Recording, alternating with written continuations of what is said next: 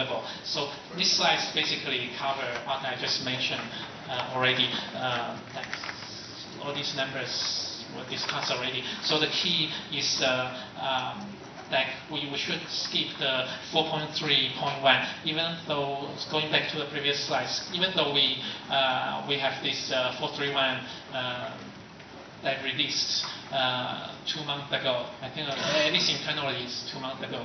But I know it's available outside already, and the same thing for here. So comparing all these three available Android toolchains, this one is clearly the best. So feel free to skip this one so that we can maintain. I mean, we can focus and improve on the same toolchain as a community, and getting focus is a good leverage of our limited time and resource.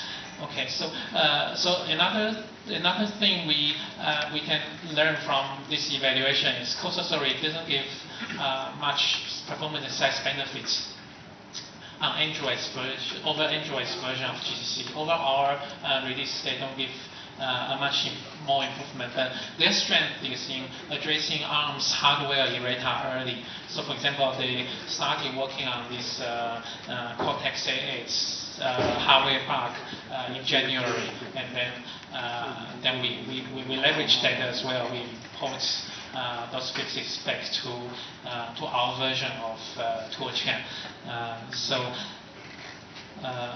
So this is the roadmap we are planning. You can see that we skip 4.3.1 and we go directly to 4.4.0, and then basically you can read the slides later.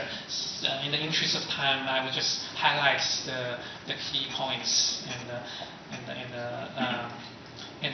of course you can always email me with questions.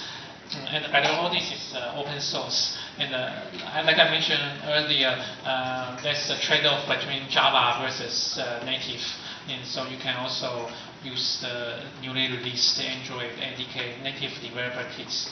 And so you can like code in C for those, in C or C++ for those parts. So this basically just other than like Java choice for developers. Okay, so I'll use 2 slides to quickly going over the Toolchain building process.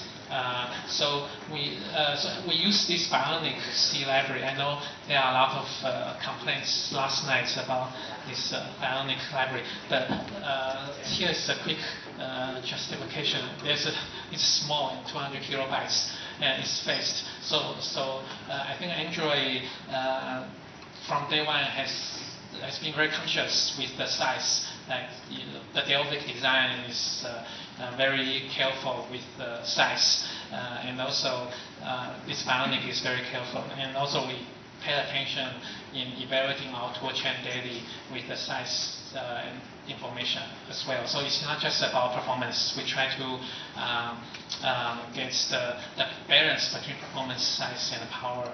Okay, so Bionic has built-in support for important Android-specific services, and there's something that's not included in Bionic. For example, it's not pthread compliance. It's not POSIX compliance, and if you need like libstd C++, you can like when configure the Toolchain, you can enable this libstd C++. I'll talk more in the next slides. Basically, if you want STL and those things, you can still do that. It's just more painful. In the barebone style versus standalone style, there are basically different trade-offs. For the barebone style, basically this one is inside the current Android tree, and then you specify all the systems and the Bionic header path and the share library path and so on. And there's also a standalone style for building this Toolchain. So basically for our pre-built GCC 4.4 Toolchain, we already use this standalone style. So basically, you can also add your, when configuring your Toolchain, you can also, by using standalone style, you can also statically link in more so that you can like use STL. If you really want to do that, at least you can. I mean, you can basically statically linking those components and get this standalone style of Toolchain ready. So this one, if you use the pre-built GCC 4.4 Toolchain that's available today, when you check out the Android tree, you have this -m Android flag.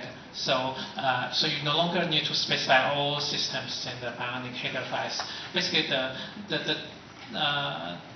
these two differences is just that for standalone style of building, you have a path. Basically, you have a pre-compiled copy of Bionic already. You just take the pre-compiled copy today, and then you build this standalone Toolchain with this kind of pre-built Bionic. Or if you want to do the libstdec, you can do so as well.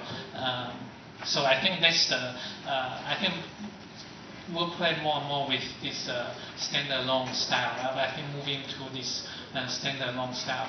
But one tricky part is this -m Android is not checking back to the mainline GCC community yet, because I think there's still